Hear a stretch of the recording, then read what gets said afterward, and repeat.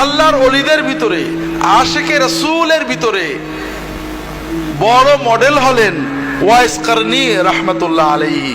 নাম শোনেননি? ওয়াইস কারনীর গল্প শোনেননি? শুনেছেন। ওয়াইস কারনী কি করছিলেন বলেন না ভাই? দাঁত ভেঙে ফেলে, দেখেন সবাই আপনারা জানেন। তাহলে রাসূলুল্লাহ সাল্লাল্লাহু আলাইহি ওয়াসাল্লামের আশিকের চূড়ান্ত পর্যায়ে ছিলেন ওয়াইস কারনী, তিনি দাঁত ভেঙে ফেলছিলেন। সাহাবায়ে কেরাম কি দাঁত ভাঙছিলেন? তাহলে ওয়াইস কারনী সাহাবীদের চেয়েও বড় আশিক ছিলেন, ঠিক না? আমরা একটু বুঝি। আমার পীর ও মুর্শিদ ফিলিস্তিনে গেছে, দাজ্জাল বাহিনীর বিরুদ্ধে যুদ্ধ করছে। হঠাৎ খবর আসলো মোবাইলে, আমার পীর ও মুর্শিদ ইহুদিদের গুলি লেগে শহীদ হয়ে গেছেন। আমি সঙ্গে সঙ্গে একটা পিস্তল নিয়ে নিজের বুকে নিলে গুলে নিয়ে আমিও শহীদ হয়ে গেলাম। আমার হুজুর যে জান্নাতে যাবেন, আমিও সেই জান্নাতে যাব, ঠিক না? কেন? আমি তো আশিক। আচ্ছা গেল, এটা করলাম না। আমি খবর পেলাম আমার পীর ও মুর্শিদ ইহুদিদের গুলি লেগে তার দাঁত ভেঙে গেছে। আমিও একটা হাতুড়ি নিয়ে দাঁত ভেঙে ফেললাম।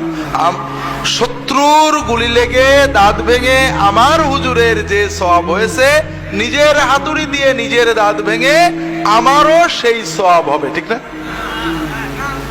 কি হবে? গুনাহ হবে, ঠিক না?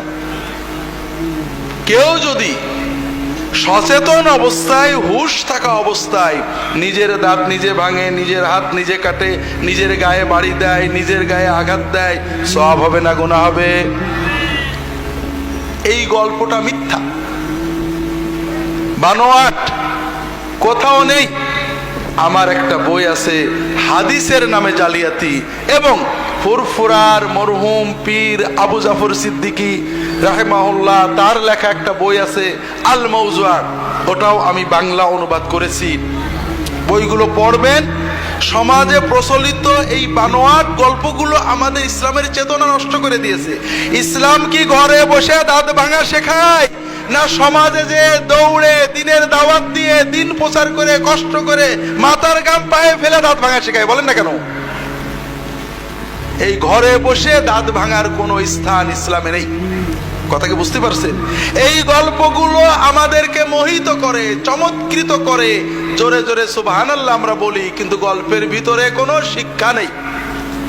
এটা ইসলাম বিরোধী শিক্ষা দেয়। কথা বোঝেননি?